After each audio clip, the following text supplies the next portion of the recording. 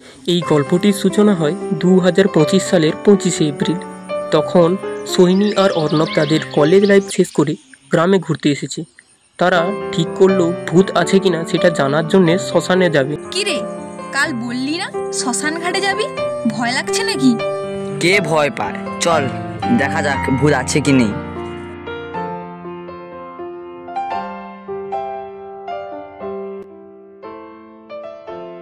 তারা রীতিমতো রাতে শ্মশানের উদ্দেশ্যে বেরিয়ে পড়ল। তারা শ্মশানে ঢুকলো। চারিদিকে হাওয়া নিস্তব্ধ, স্নিগ্ধ বাতাস বইছে।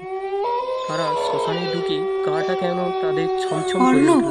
ফিরে যাই চল, আমার খারাপ লাগছে। এই সব ভূতের গল্প মিথ্যে, কিছুই হবে না। বৃথা এখানে আসা, চল বাড়ি ফিরে যাই। তারপর তারা বাড়ির উদ্দেশ্যে রওনা দিল, সেই পুরো রাস্তা দিয়ে যেখানে একটা ভয়ঙ্কর বটগাছ ছিল। তারা চলছে রাস্তা দিয়ে সুন্দর নিস্তব্ধতার মধ্যে। হঠাৎ কি হলো বলতো? বাতাসটা থেমে গেল। কি জানি, ভয় লাগছে। হঠাৎ এক ছায়া মূর্তির আবির্ভাব ঘটল সেখানে। রীতিমতো সবাই আতঙ্কিত। সেই ছায়া মূর্তিটি বলে উঠল, কে সাহস করে এই জায়গায় এসেছে? সোহিনী ভয়ে চিৎকার করে উঠল, অর্ণব দেখো ওটা কে? অর্ণব সাহস দেখানোর জন্য এগিয়ে এলো সামনে।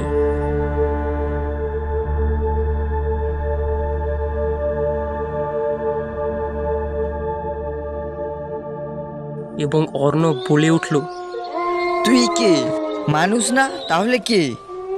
তুই এই সময় এখানে? হঠাৎ ছায়া মূর্তিটি সামনে এলো। ওরে বাবা! আতঙ্কিত হয়ে চিৎকার করে উঠল, আমি এই শ্মশান ঘাটের বন্দি আত্মা। আমার সঙ্গী চাই, তোকে আমার সাথে নিয়ে যাব। তোকে আমার সাথে যেতে হবে। সেই অন্ধকার ছায়াটি হঠাৎ তার গায়ে হাত দিতেই এক আতঙ্কিত বাতাস বয়ে গেল এবং অর্ণব মাটিতে পড়ে গেল। না, ওকে ছেড়ে দাও। ওর সাথে ওরকম কেন করছো? সোহিনী সেখান থেকে ছুটে পালিয়ে গেল।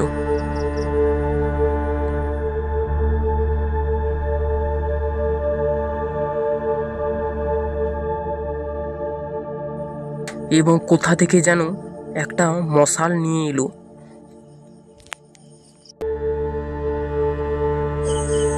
যা, চলে যা এখান থেকে, আর কোনোদিন আসবি না। চলে যা এখান থেকে, আর কোনোদিন আসবি না। আমি এখান থেকে মরে গেলাম। অর্ণব ওঠো, অর্ণব ওঠো, ওই শয়তানটা চলে গেছে। এখন চলো আমরা বাড়ি যাই। তারপর সোহিনী আর অর্ণব যে যার বাড়িতে ফিরে গেল। তারা কখনো ওই শ্মশান ঘাটে যাওয়ার কথা মাথায়ও আনেনি।